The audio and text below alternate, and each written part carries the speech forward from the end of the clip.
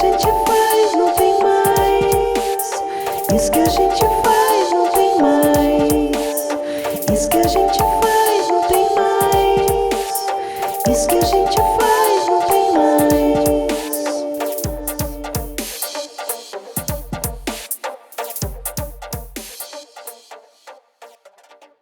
Como um coletivo de teatro se mantém junto e sobrevive em uma pandemia? Durante o isolamento, a busca por novas formas de apresentação, de encontro, foi uma constante, preenchendo simbolicamente algumas lacunas do trabalho presencial. Teatro filmado, experiência online, peça-filme, peça-site. A criatividade imperou no contexto pandêmico, gerando formatos híbridos para programações artísticas. Que outras formas de interpretação, que outros requisitos são necessários para a gente dialogar com essas outras tecnologias? A gente ainda não sabe como que esses tempos vão transformar a natureza da linguagem teatral. Mas a gente agora, à medida que a gente está voltando para o presencial, a gente fica se perguntando como que vai ser. Eu sou o Daniel Oliveto. E eu sou Andréa Rosa. Somos integrantes da Companhia Experimentos Teatrais de Itajaí, Santa Catarina, e nessa aventura pelo formato do podcast, a gente conversa com 4 grupos catarinenses de teatro e a gente se pergunta: isso que a gente faz não tem mais? Isso que a gente faz não tem mais. Isso que a gente faz não tem mais. Nosso 4º episódio, a gente tem a honra e a alegria de matar um pouquinho a saudade dos nossos amigos do Cirquinho do Revirado, de Criciúma, que estão aqui com a gente hoje. A gente está aqui com ela, que é toda holística, toda cabalística, ela que é mãe do Luan e da Marcela, ela que é tão linda que dá raiva, ela que é uma cozinheira de mão cheia, ela que é uma atrizona, Ionara Marques, está aqui com a gente. Bem-vinda! Oi, gente, que legal, que bacana esse projeto de vocês. E que legal poder falar disso, né, para não deixar isso também morrer no esquecimento, porque a gente esquece fácil das coisas ruins também, né? E a gente está aqui com ele também, gente, com o Reveraldo, fazer o quê? A gente também teve que fazer. Tadinho! A gente está aqui com ele, que é um lindo, que é uma pessoa, talvez a pessoa mais engraçada que eu conheço, mas estou falando por mim. Ele que, por curiosidade, também é pai do Luan e da Marcela. Ele que está sempre testando a gente e que sabe colocar qualquer pessoa numa saia justa. Ele que roubou um sapato meu em Chapecó e até agora não devolveu. Everaldo Joaquim. Gente, que prazer enorme estar aqui com vocês, né? Esse exercício de rir com vocês é muito bom, e que os deuses do teatro nos dê a oportunidade para voltar novamente logo para beber, para conversar, para se abraçar, e logo a gente já vai estar fazendo isso.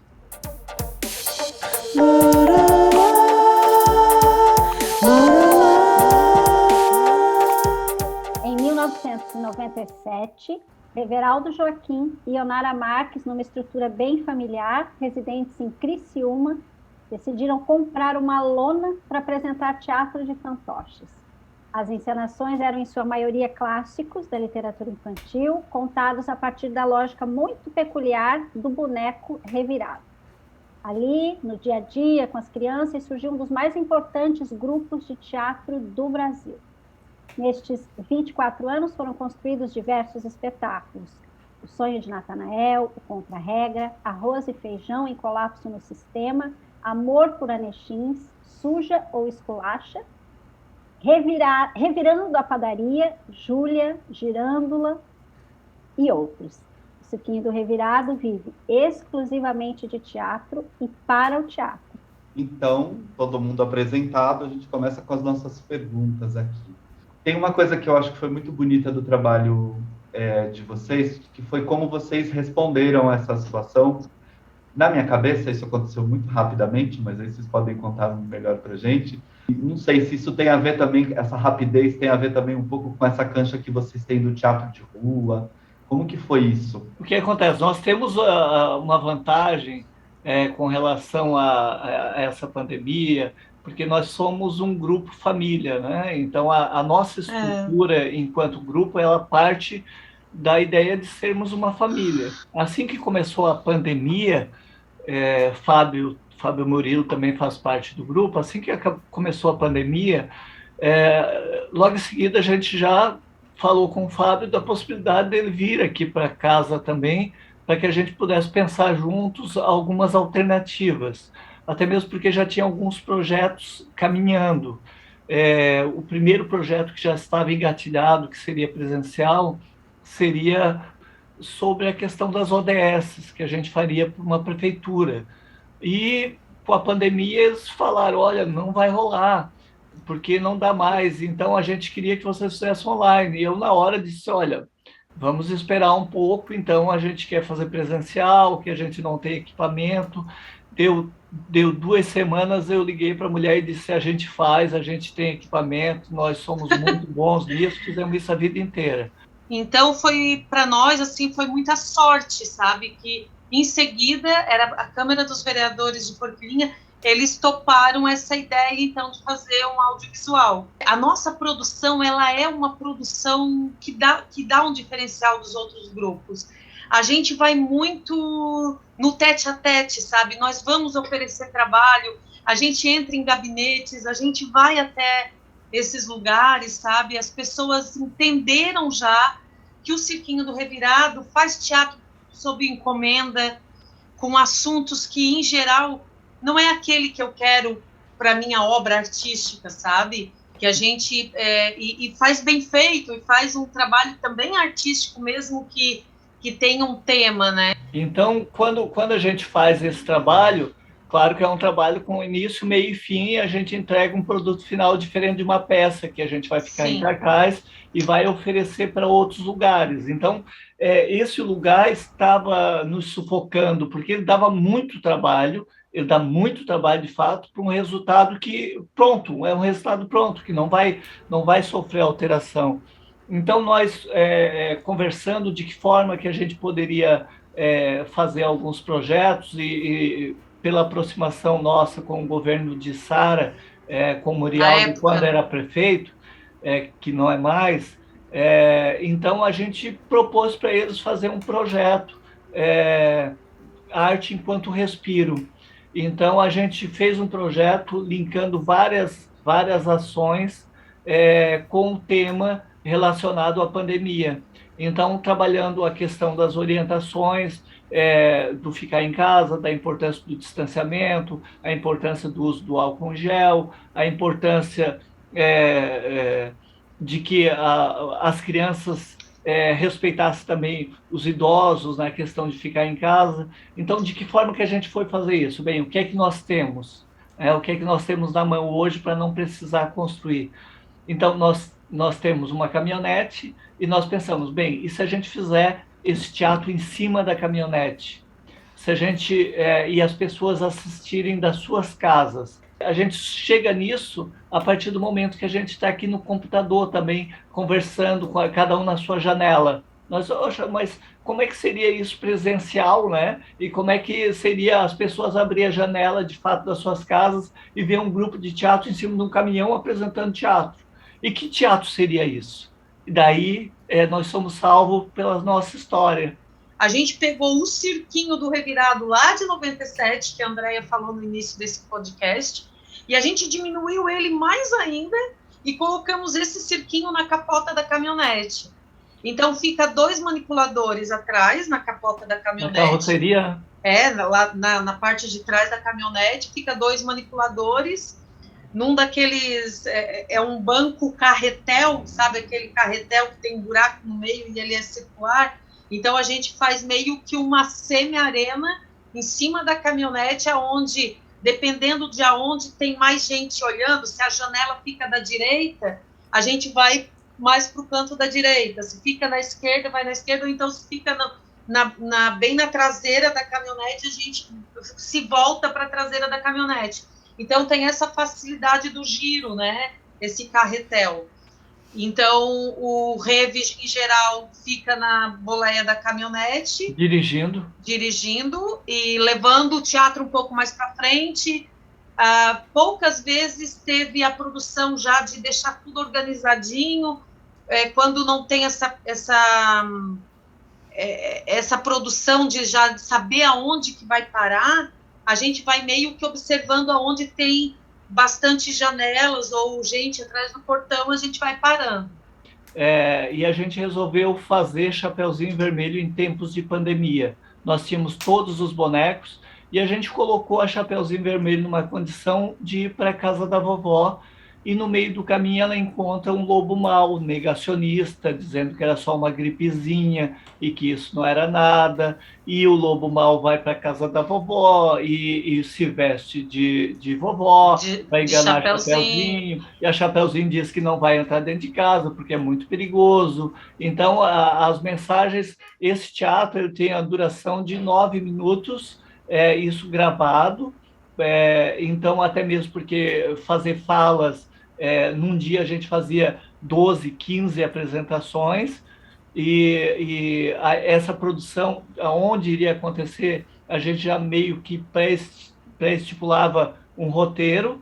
Então, apresentava para 5 crianças, e já ia uma pessoa na frente, daqui a pouco vai ter um teatro aqui. Então as crianças já ficavam esperando, a caminhonete chegava lá, já tinha um teatro, e assim ia, o Teatro sobre Rodas.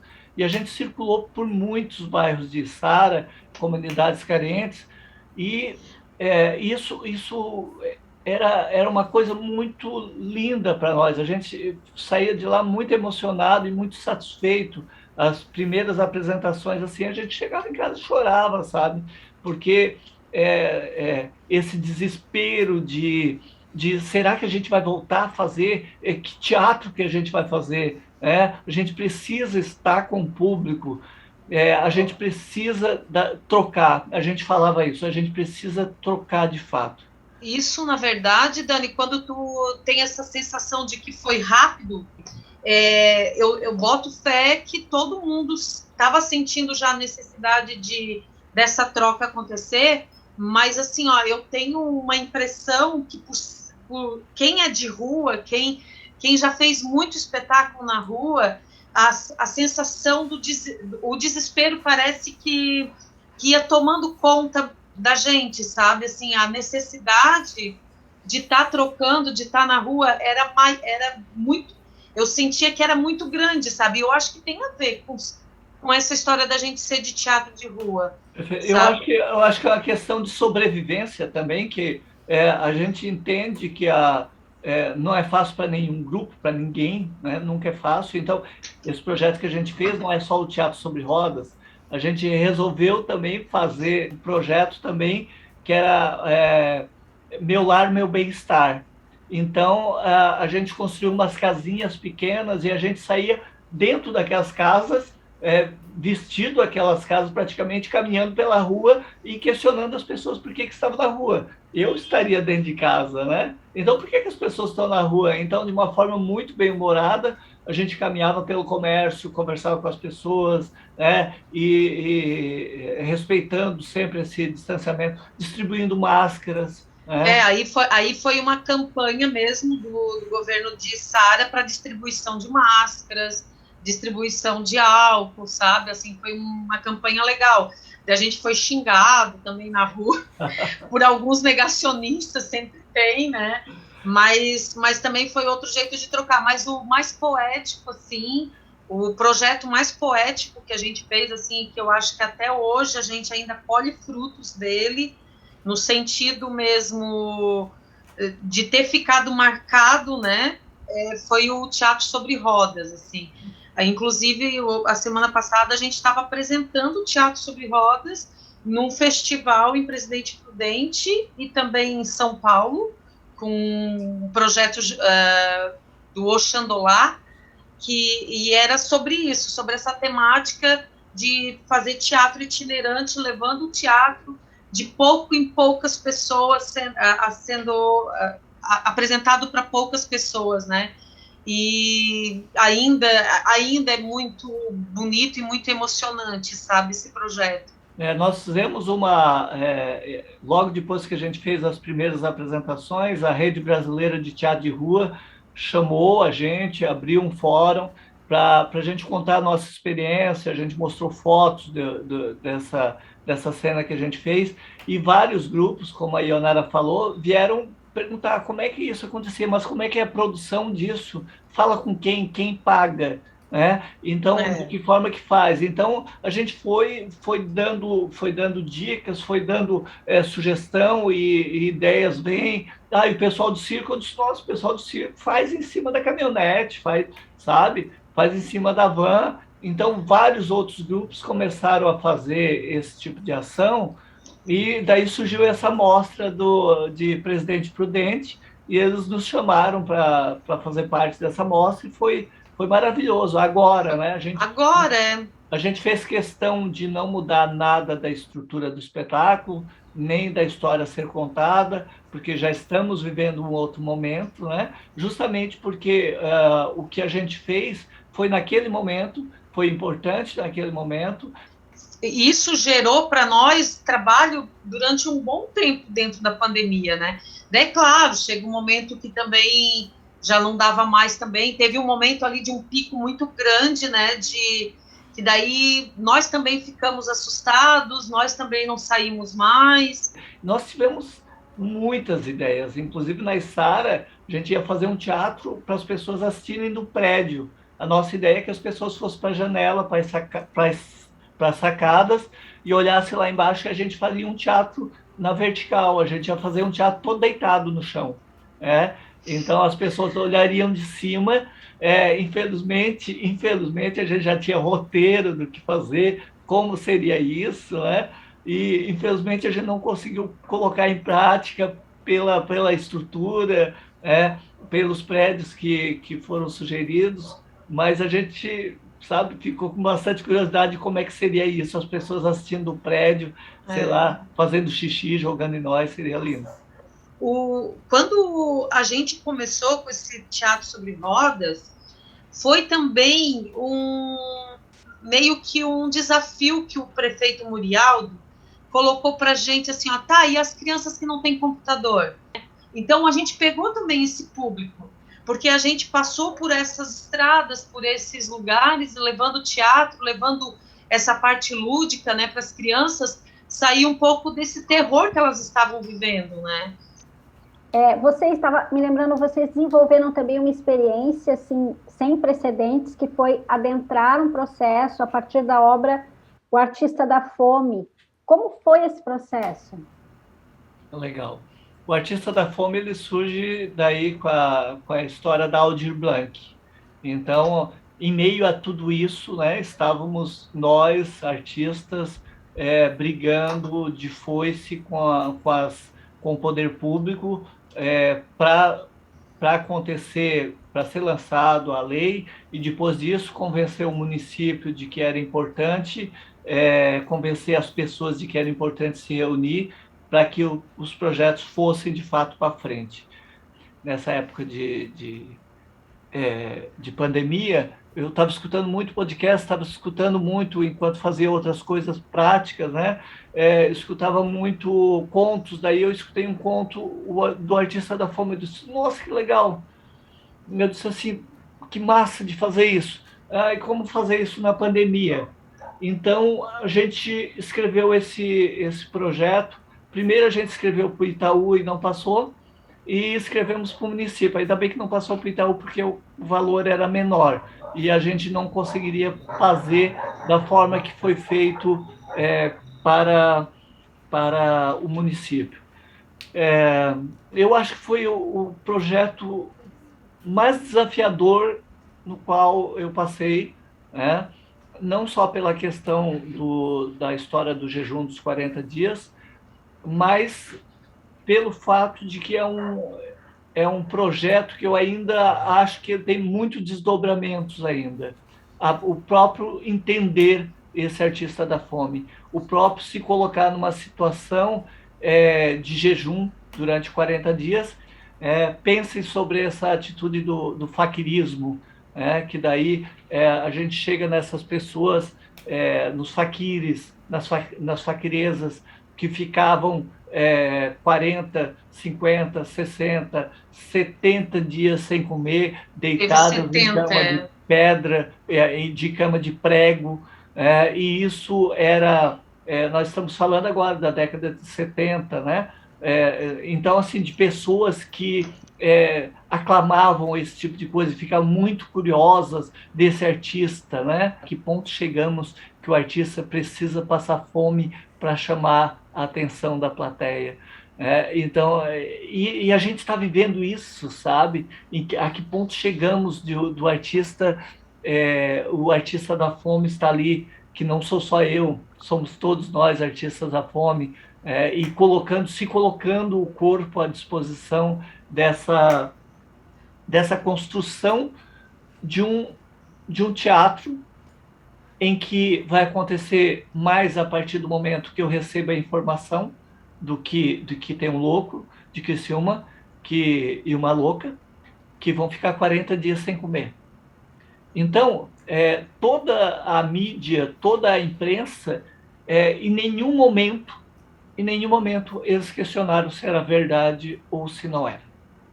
Então, isso é maravilhoso, porque ninguém perguntava, mas isso é verdade mesmo? Vocês de fato estão querendo falar alguma coisa?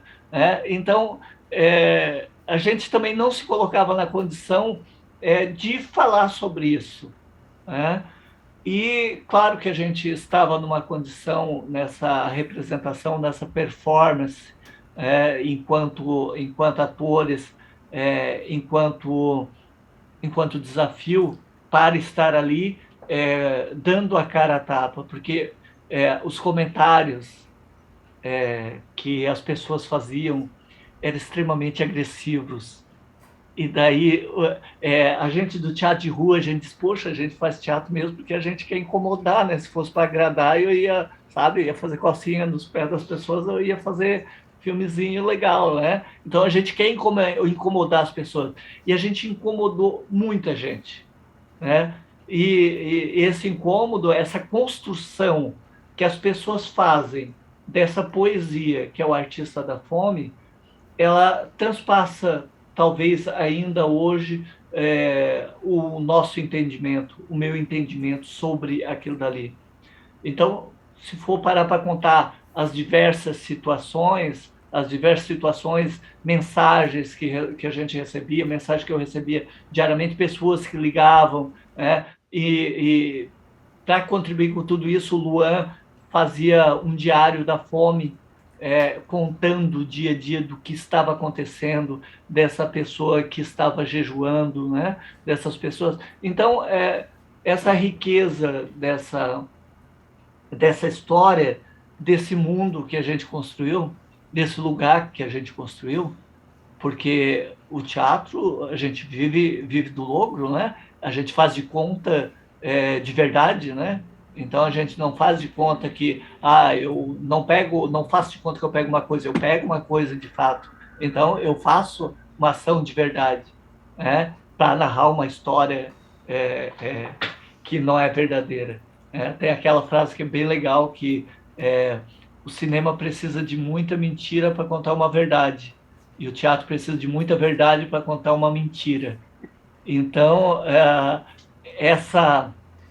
esse artista da fome, essa grande coisa que a gente criou, parece que se transformou numa grande verdade ou numa grande mentira. A grande verdade é que eu perdi 11 quilos nesse processo todo. Eu perdi só os 5 quilos iniciais dos 15 dias. Eu estava doida para perder esses 11 quilos e não perdi, porque eu só fiquei 15 dias no jejum. E assim, né? Era a minha grande oportunidade. Mas tem uma coisa que é muito legal, né? Porque no final dos 40 dias, a gente fez uma live de 24 horas. A gente ficou 24 horas acordado e de 2 em 2 horas a gente entrava ao vivo numa cena de 5 minutos. E esse artista da fome, ele aparecia dentro desse sonho, dentro dessa loucura, dentro desses delírios deles, com todos os personagens. Então, para mim, posso falar um pouquinho desse, Rebe? Claro. Porque para mim foi a foi assim a parte que eu mais curti, assim, eu acho. Foi esse apanhadão dessas. Deu quantas lives no final? Deu 15 lives, nessas 24 horas ininterruptas, né, que a gente fez, teve coisas que surgiram no decorrer, sabe? Assim, tipo assim, tá, gente, daqui a pouco dá 2 horas, será que... Daí entrava mais um delírio, sabe? Porque não estava tudo programado. A gente tinha mais ou menos um roteiro do que ia acontecer, mas a gente deixou a emoção tomar conta. E foi muito bacana, assim, porque esse delírio do artista da fome, daí entra todos os integrantes do Cirquinho do Revirado dentro da loucura, e os personagens das suas peças vão se entrelaçando. Então, teve momentos na madrugada que veio Contra-Regra cozinhando dentro dos bastidores daquele circo do Contra-Regra, contracenando com outro personagem de outra peça, sabe? Inês cortando o cabelo do Palheta, entende? Então, assim, a gente foi fundindo toda a obra do Cirquinho, foi fundindo uma na outra, que daí tem histórias aí que foi de sonhos que aconteceram há muitos anos atrás mesmo, né? O meu sonho, os sonhos do Reveraldo, a gente conseguiu colocar nessas entradas, né? Nessas entradas de 2 em 2 horas. E foi muito bonito, assim, teve momentos na madrugada que a gente pensou assim, não vai ter ninguém agora. E sempre tinha quem estava... a gente nunca ficou sozinho. Maratonando, né? Tinha gente maratonando, botando despertar mesmo, o relógio de 2 em 2 horas, para seguir o que seria o próximo delírio desse artista da fome, né? Porque uma coisa também que a gente falava, né, é justamente isso.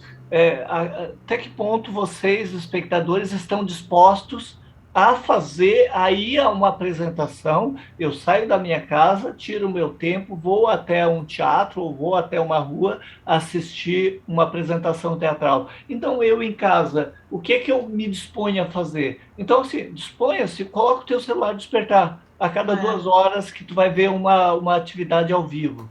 Tu vai ter a única oportunidade de ver, porque a gente só mostrou uma vez. Quem viu, viu.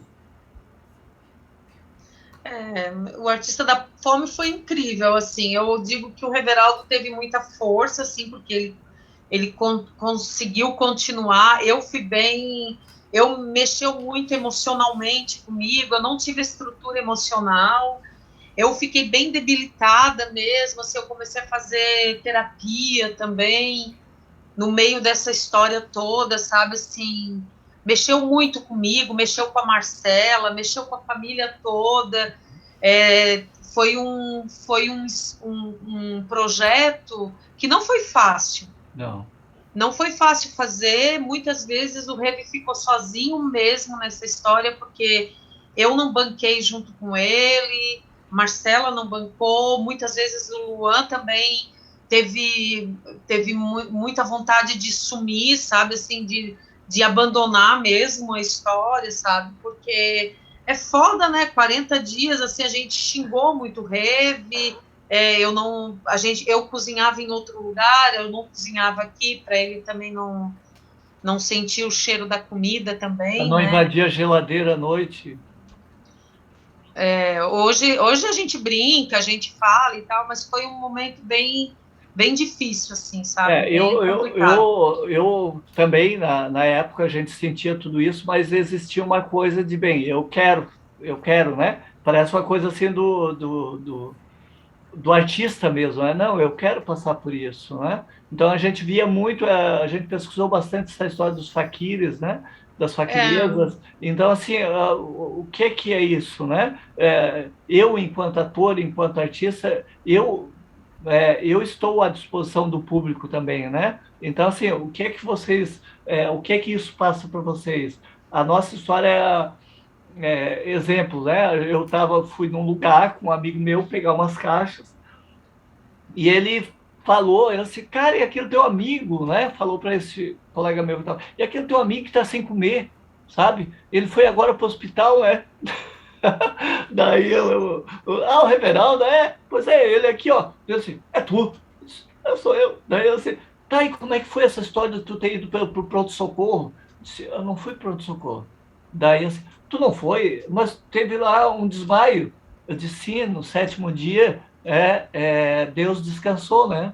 Ele teve um desmaio. Então, o Luan pegava essas metáforas. Então, as pessoas constroem uma dramaturgia.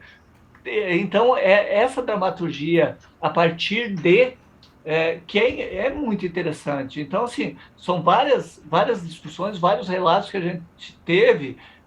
Uma amiga nossa também tem filhas médicas, ela fala, não, é impossível, isso não acontece, sabe? Só o fato disso acontecer, eu acho que já interferiu. Eu acho que a função do teatro, a função da intervenção, da performance, eu acho que já se cumpre. Teve amigo do Reve lá de Brasília que deu várias ideias, assim, cara, sai dessa, encontrei no Uber essa semana uma mulher que já foi atriz, tá lá ela de boa, trabalhando com faxineira, ela era atriz, não, tem que se reinventar.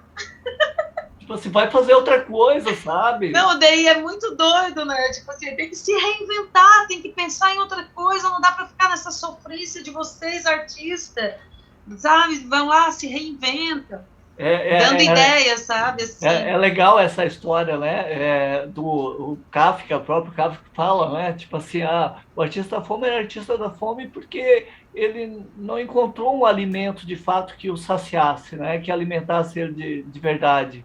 Então, sabe, se ele tivesse encontrado, ele teria comido, mas ele não sentia. E assim somos nós, artistas, né? Bem, a gente quer se alimentar da nossa arte, a gente quer se alimentar, quer trocar com o público, né? Mas não tem outra coisa que vai me alimentar. E qual o problema de eu escolher fazer isso para a minha vida, né? São as escolhas. Mas vamos lá, tem outros assuntos aí para a gente falar.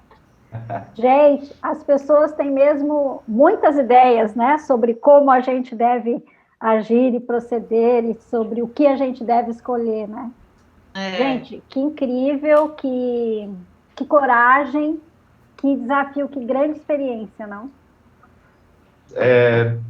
Assim, pensando agora em 2 projetos incríveis, assim, super intensos que vocês fizeram nesse período da pandemia, como que vocês pensam o programa o 2022 ou esta volta para o presencial, assim? Há muito tempo já, há muitos anos, a gente dizia assim, gente, de novo o sonho de Natanael, né? A gente só tinha o sonho de Natanael como um espetáculo infanto-juvenil, que a gente chama, né? E há muito tempo a gente queria montar um espetáculo para criança, para adolescente, para trabalhar de novo com aquele público de 5 anos, né? 4, 5 anos até 11, né? Que é ali um pouquinho do ensino infantil e um pouquinho do fundamental, porque a gente tem uma facilidade de produzir em escola, de fazer projeto escola, e a gente não tinha mais uma peça, né? Então, essa grana que entrou da Lei Aldir Blanc, essa ajuda de custo, né? Porque é claro que com a grana que entrou não deu para pagar toda uma montagem, né? Mas a primeira coisa que a gente conseguiu foi a liberação dos direitos autorais da Eva Furnari para montar o livro que ela tem, né, a história do Felco Filva. E para nós, assim, a gente conseguiu, dentro da pandemia, a gente montou, né? Então, o Fábio está em cena comigo, pela primeira vez a gente tem uma peça de teatro que não é eu e o Reve juntos, o Reve me dirigiu pela primeira vez, sabe, a primeira vez que o Reve fica de fora me dirigindo, né, dirigindo eu e o Fábio, no caso, em cena. Então a gente acaba que, não que a pandemia acabou, né, por total, mas tipo, agora, nesse momento, a gente está com uma peça nova. Para vocês terem ideia, a gente nem quis mais se matar, sabe? Foi bem legal. Então... Sim, porque o teatro sobre rodas cumpria uma função, mas ainda era distância, né? Agora estamos um pouco mais próximos, Tem uma coisa Mas- que eu quero falar e compartilhar com vocês que é muito interessante, que a gente já observa uma diferença na plateia, que é muito legal isso, né? Que a gente observou que as crianças ficavam sentadas em colchonetes, tapetes, e uma das primeiras ações das crianças, quando começava a assistir a peça, era deitar. As crianças deitavam. Isso vocês vão sentir quando vocês E começarem a assim, trabalhar com deitava de criança. frente, deitava de lado, deitava na perna do coleguinha. Então, nós assim, nossa, de onde é que surge isso? Claro, né? Eles estão acostumados a assistir televisão, olhar o computador, deitados, sabe? Então, assim, e a gente falava, gente, assim, ó, eu entendo vocês de querer ficar, mas assim, teatro, é um outro costume, sabe? Dá vontade de dizer, poxa, eu estou assistindo, que ângulo é esse que eu estou assistindo o espetáculo, né? Complementando, Dani, sobre essa pergunta, dos planejamentos, a gente tem o Festival Revirado, que a gente não realizou no ano retrasado, nem no ano passado, nem nesse ano, que seria o quarto festival, e a gente tem o projeto praticamente captado, o recurso via Lei Rouanet, porém a gente está esperando uma diligência do Ministério da Cultura, e a diligência ela foi encaminhada em novembro do ano passado. E até agora nada. Nada. Então a gente manda, a gente tem um dinheiro, pela primeira vez a gente consegue captar um dinheiro pela Lei Rouanet, a gente vai fazendo no formato presencial, a gente respeita todos os grupos e todas que querem fazer online. Particularmente a gente não gosta, a gente entende que o resultado desse audiovisual passado não sabe, dizer que não é teatro é bobagem, né? Não quero entrar por essa linha, mas estamos passando o audiovisual.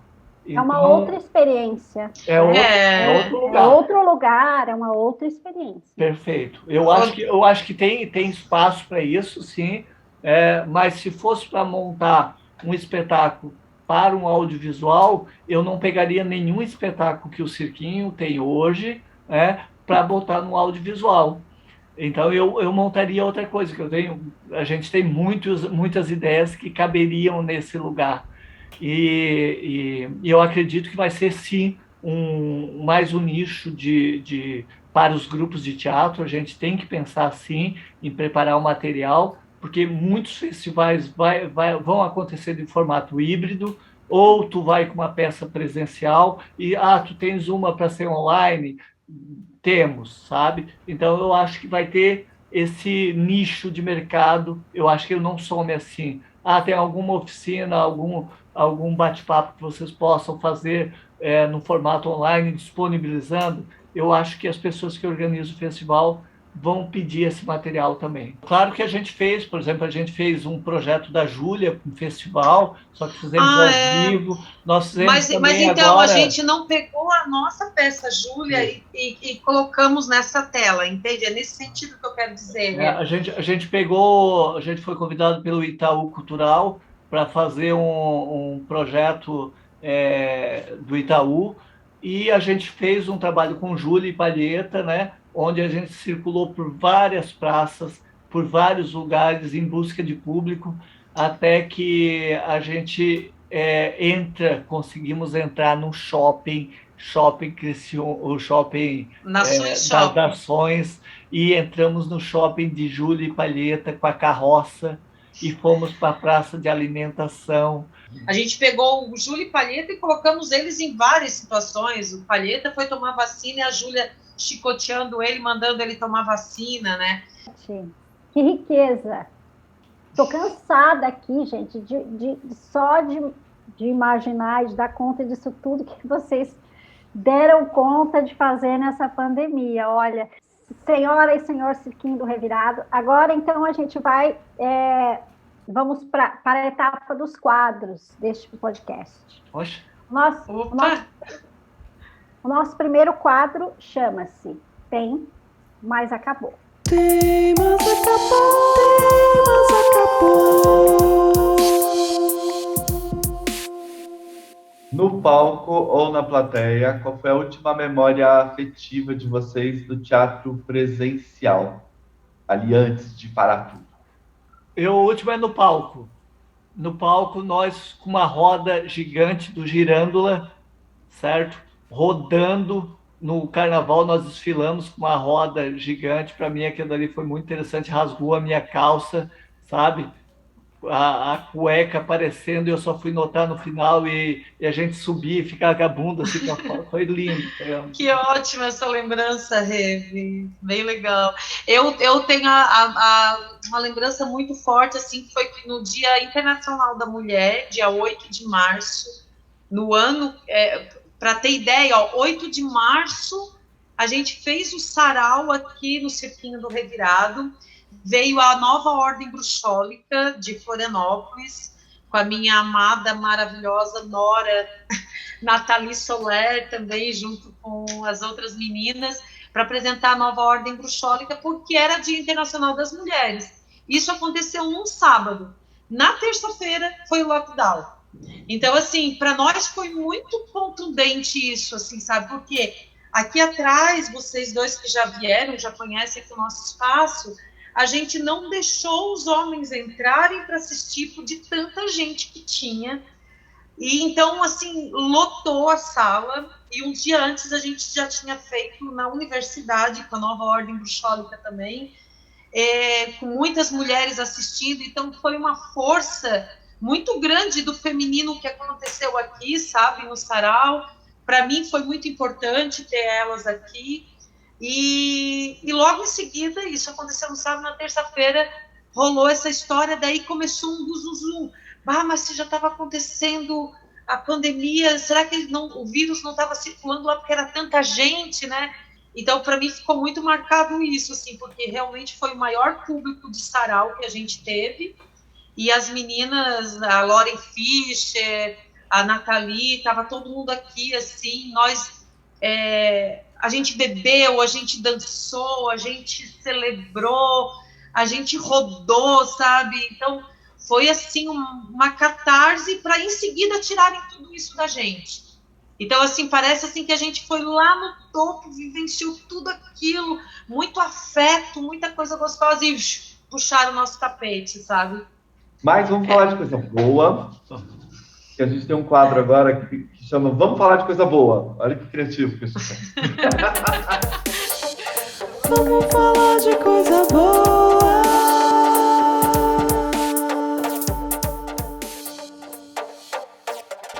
Que obra artística, nesse contexto de pandemia, te arrebatou? Ai... Como é que Nossa, a Ionara está dando as respostas melhores, porque eu falo primeiro, daí eu não tenho tempo para pensar. Então, agora não, eu posso... Eu teve uma peça que eu assisti... Cara, como é que é o nome daquela peça que eu assisti umas 3 vezes? Eu não gosto de assistir peça online, mas foi bem no início da pandemia, foi com do Copérnico lá. Como é que é? Deixa eu ver se A Denise Fraga. Denise Fraga, gente, eu amei aquele... Ai, eu fiquei tão encantada com aquilo. Eu assisti umas 3 vezes aquela peça, mas que me veio agora, assim, de lembrança nesse momento, sabe? Daqui a pouco vai vir outra. Com relação a teatro, a gente viu uma produção bem legal, que é o pessoal do pessoal... Como é que é, Ionara, os teus amiguinhos? Quem é? Da onde? Os cantores lá, como é que é? Do Aue. É isso, do Aue. Então foi uma... a Barca dos Corações Partidos. Nossa, maravilhoso. Maravilhoso. Né? Eles fizeram online, foi muito bom. Aquele do Renato Tunis também, eu gostei muito. O Homem Cor-de-Rosa, né? Era isso? Não vou me lembrar dos nomes agora. Era para vocês terem passado assim. Né? Isso. Esse foi maravilhoso, eu adorei esse, assim, eu estou aqui pesquisando aqui o da Denise Fraga, qual era o nome aqui? Eu acho que o da Denise Fraga, acho que é Galileu Galilei, não é? Isso, era esse mesmo, Galileu Galilei, esse aí. Nossa, eu adorei esse. Eu Mas também, sim, gostei muito. Vocês lembraram de séries, lembraram de peças de teatro, mas teve outras companhias, assim, pessoas que foram nos fazendo companhias. Por exemplo, eu fiquei íntimo da Paola Carosella. A gente é como se eu fosse minha amiga. A gente conversa toda noite antes de dormir, eu vejo as receitas dela. Quem que fez companhia para vocês, assim, tipo assim, teve alguém? Ou só eu que fiquei meio nessa relação esquizofrênica, assim, dormindo com um podcast toda noite? eu fui o Calcinha Larga, um podcast que eu adoro escutar, que é o Calcinha Larga, meu inconsciente coletivo também. Adoro Mamilos. Eram coisas que eu não tinha esse hábito, sabe? Essa atitude também de ir atrás desses assuntos, né? Tem uma menina também no Instagram que eu sigo ela e que, tipo assim, é minha melhor amiga hoje. Mentira, ela nem me conhece, né? Mas eu sou péssima de guardar nome. É a Tina? Aham. O Mundo de Tina. Não sei se vocês assistem. Eu amo. Ai, adoro. A mulher do Matheus Solano também, que era ali do grupo Carona ali, a Paula Brau, eu tô seguindo ela, adoro também as coisas que ela posta. Tipo, virei melhor amiga. Mentira, ela nem sabe que eu existo. Ela até sabe, a Paula até sabe, mas eu, tipo assim, tá ali sempre nos meus stories, eu acompanho a vida dela, eu sei quais são os cremes que ela usa. Eu sou bem eclético, né? Da política eu gosto de escutar muito o Medo, Delírio em Brasília. É um podcast muito legal com o Pedro Daltro. E eu gosto, por incrível que pareça, de um podcast que tem de uns guris que se formaram na UDESC, inclusive eu moro em Balneário Camboriú, que é o Sinapse, que eles falam sobre ciência. Então eu gosto Olha, bastante, é bem legal e me inspira muito, por incrível que pareça, me inspira muito. Eles falam, tem uma linguagem, algumas coisas que eles falam eu não entendo, não entendo mesmo. Mas assim, ó, é uma coisa que ficção científica, então eles trazem umas coisas assim que eu disse, nossa, que legal, né? Bastante assuntos interessantes. Gente, nosso último quadro leva esse nome desse podcast, essa pergunta capciosa que está na nossa cabeça, que esteve. Isso que a gente faz não tem mais?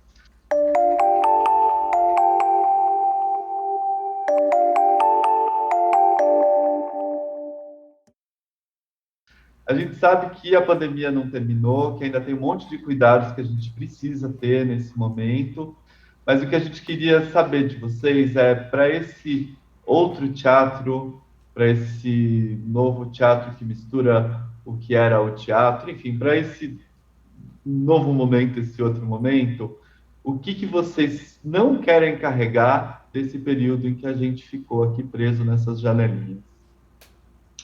Eu acho que o medo, Dani, eu acho que o medo foi uma coisa bem presente, né? Eu acho que mais do que tristeza foi o medo, eu acredito. Assim, eu não quero carregar medo, sabe? Que a gente seja mais livre para criar o que a gente quiser criar. Eu acho que é a história da liberdade, sabe? Que também tem a ver muito com o medo que a Ionara fala, sabe? Eu acho que possamos ser livres, né? Ser livres enquanto ser humano para criar, né? Ser livres para pensar, para falar, ser livre para escutar, ser livre para dizer eu errei, sabe? Ser livre para dizer, poxa, tu errou, né? Então, eu acho que essa liberdade sem atrapalhar o outro, eu acho que é fundamental. ai, gente, emocionei aqui. Que assim seja. Não é? Então, a gente queria pedir que vocês divulgassem as redes sociais do Cirquinho do Revirado, de outros projetos também que queiram. Então, Tá. é bem simples, é @Cirquinho do Revirado, tanto Facebook como Instagram. Também temos o canal do YouTube. No canal do YouTube deve ter o quê? Uns 5 seguidores. Então, assim, vão lá. Tem mais vídeo do que seguidores. Então, vão lá, não esqueçam de curtir, colocar o badalo para tocar. Sei lá O como é que se fala sininho. esse tipo de coisa, né? O E sininho, o sininho. sininho, tá? Ativar o sininho. É, Mas é maravilhoso. Botar o sino para badalar, tá para ótimo. badalar. Então, assim, tem bastante coisa lá bem legal de tudo isso que a gente falou aqui. Tem um pouquinho lá nas nossas redes sociais para conhecer. Um prazer, eu sempre quis fazer parte do podcast. Agora estou aqui podcastando. E vocês são ótimos podcasteiros. Obrigado, Ah, Dani, obrigado, Andréia, por essa oportunidade também, né, para a companhia de vocês, que sempre para a gente assim foi inspirador, né? Tudo que a gente já assistiu de vocês, todos os momentos e os encontros que a gente teve junto, nos inspiram a ser o que a gente é, né? Então a gente é um pouquinho de cada coisa que a gente já viveu e vocês sempre estão aí nessa história com a gente, né? Sentindo e vivendo também quase que as mesmas coisas, né? Estamos no mesmo barco. Isso é verdade. A gente ama vocês da carona, sabe? E Na hora que eu estava aqui já emocionando. Ai, o Reverendo, maravilhoso para cortar esse clima. Adorei. Ele é exatamente. ótimo nisso. é mentira, não são.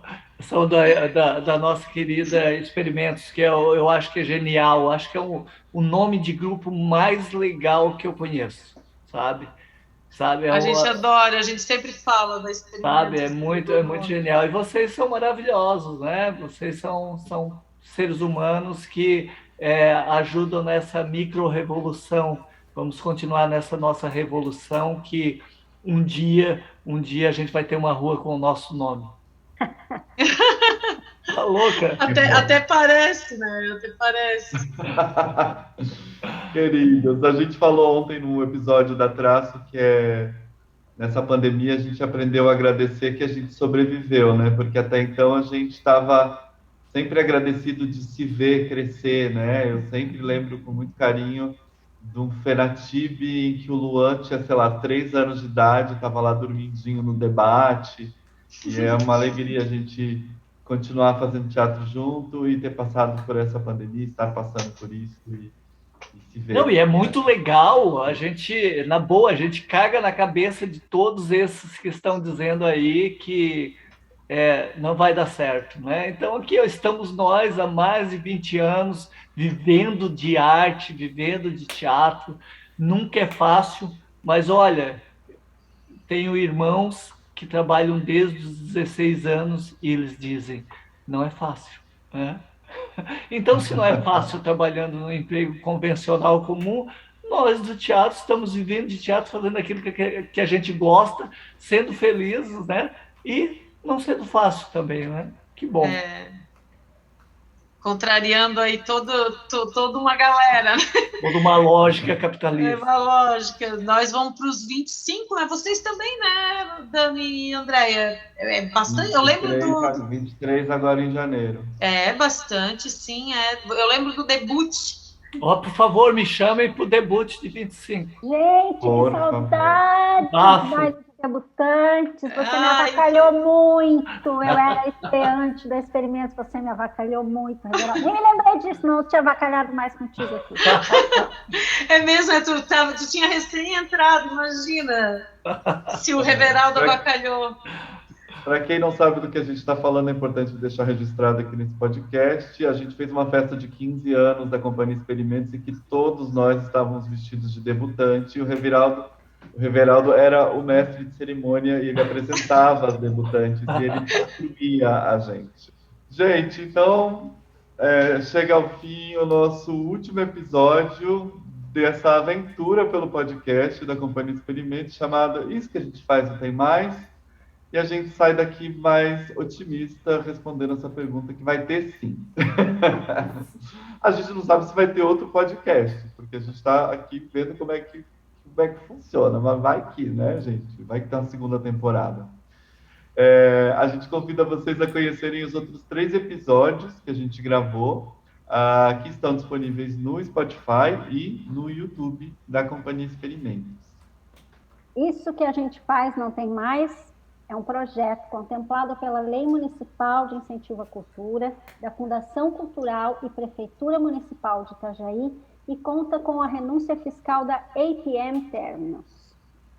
Além do Cirquinho do Revirado, que a gente conversou aqui hoje, a gente também conversa nos outros episódios com a Traço, Companhia de Teatro, e a Lavaca, Companhia de Artes Cênicas, ambas de Florianópolis, e com a Companhia Carona, de Blumenau. O roteiro é da Companhia Experimentos, a edição e finalização de áudio e vídeo é da Edra Rockenbach.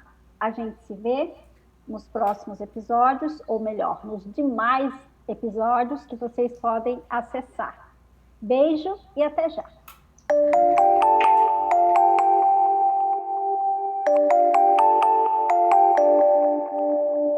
Isso que a gente faz não tem mais. Isso que a gente faz não tem mais. Isso que a gente faz.